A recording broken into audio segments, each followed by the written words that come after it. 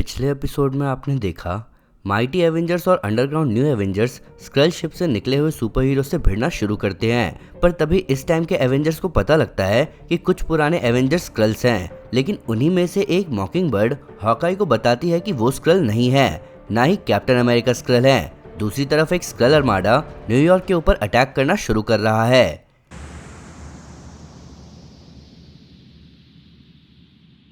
Shield हेलिकैरियर पूरी दुनिया से दूर बर्म्यूडा ट्रायंगल में गिर चुका होता है। तभी एजेंट मारिया हिल सबसे पूछती है कि हम कहाँ हैं, जिसपे वहाँ के एजेंट्स बताते हैं कि हमें कुछ नहीं पता, सारे सिस्टम्स डाउन हैं। तब एजेंट हिल सबको बाहर देखने को कहती है। फिर वो अपने एजेंट से घायल लोगों के बारे में पूछती है, जिसपे वो लोग कुछ नहीं बता पाते। तब एजेंट हिल उन्हें पेन और पेपर पर सब कुछ नोट डाउन करने को कहती है। जिसके बाद हिल और उसके क्रू के कुछ लोग फ्लाइट डेक पर पहुंचते हैं, पर वहां हिल को कोई दिखता है जिसे देखकर उसे यकीन नहीं होता। तभी हिल और उसके क्रू के लोग देखते हैं जार्विस को, जो कि उन सबको कहता है कि तुम सभी लोग अभी के अभी पूरी तरह सरेंडर कर दो। दूसरी तरफ थंडरबोल्ट्स माउंटेन पर हम वेनम को दूर गिरता देखते हैं। तब हम वहां देखते हैं कैप्टन मार्वल को सारे थंडरबोल्ट्स की बुरी हालत करते हुए, पर जैसे ही वो उनमें से एक को जान से मारने जा रहा होता है वो रुक जाता है। तभी उसके आंसू देखकर नॉर्मन ऑसबॉर्न उससे बोलता है कि मैं जानता हूं कि तुम ऐसा नहीं कर सकते, और मैं ये भी जानता हूं कि तुम वो नहीं हो जो तुम दिख रहे हो। ये सुनकर कैप्टन मार्वल अपनी जगह पर खड़ा हो जाता है। तब नॉर्मन ऑसबॉर्न उससे आगे बोलता है कि मेरा नाम है नॉर्मन ऑसबॉर्न, जिस जगह को तुमने बर्बाद किया है वो मेरा ऑफिस है, और वो मेरे लोग हैं जिनकी तुमने बुरी हालत करी है। क्या तुम कुछ पीना चाहोगे? वहीं नए रजिस्टर्ड सुपर हीरोज के ट्रेनिंग ग्राउंड कैंप हेमंड में नए सुपर हीरोज आपस में इस बारे में बात कर रहे होते हैं कि यहाँ हो क्या रहा है, जिसपे डायमंडबैग सबको बताता है कि सबको अपने अपने बैरक में जाना है। तब स्ट्रेचर बोलती है कि कुछ तो हुआ है, तुम्हें हमें सब बताना चाहिए। जिसपे डायमंडबैग बताता है कि यहाँ की बिजली जा चुकी है, स्टार्क टेक काम नहीं कर रहा, हम शील्ड से भी कांटेक्ट नहीं कर पा रहे, ना ही टोनी स्टार्क से, ना ही एवेंजर्स से। तभी उनके बीच येलो जैकेट पहुंचता है, जो कि उन सभी को बताता है कि शहर पर हमला हुआ है, जल्दी से अपने अपने सूट पहनो और निकलो।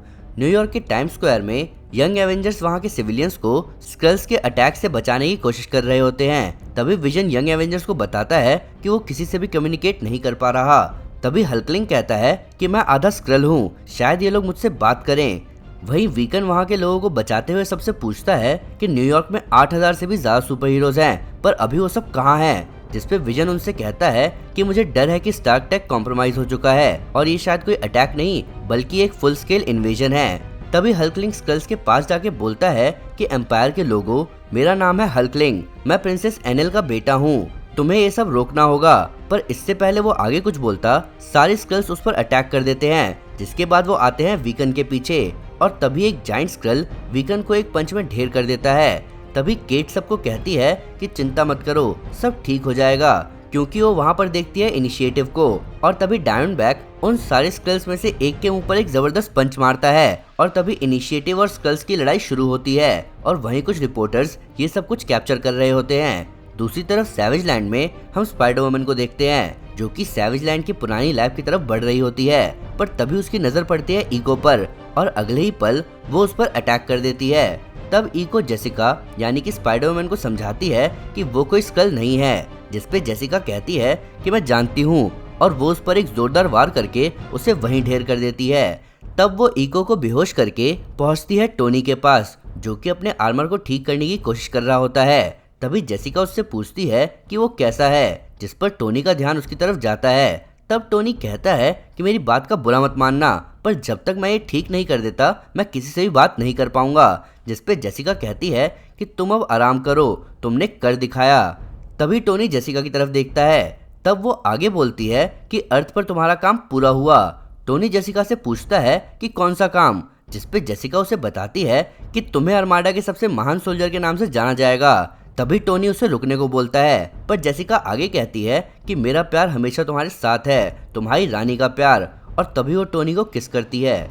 तब टोनी पीछे हटकर उसे बताता है कि मैं कोई स्क्रल नहीं हूँ, जिसपे जेसिका कहती है कि मुझे पता है, ऐसा तुम्हें लग रहा है, तुम्हें इसी चीज के लिए ट्रेन किया गया है। टोनी जेसिका से दूर हटता हुआ उसे रुकने को बोलता है, पर जेसिका आगे बोलती है कि तुमने अपने लोगों की जान बचाई है, तुमने बिना अपनी परवाह करे ये सब किया, मुझे माफ करना कि मैंने तुमसे ये सच छुपाया, पर तुमने इन सारे हीरोज को एक दूसरे के खिलाफ करके खुद दुनिया के सबसे इम्पोर्टेंट पर्सन बन गए। ये सब सुनते हुए टोनी जेसिका से कह रहा होता है कि नहीं रुको, पर जेसिका आगे बोलती है कि अगर तुम नहीं होते तो ये दिन कभी नहीं आता, तुमने इस दिन को जीता है।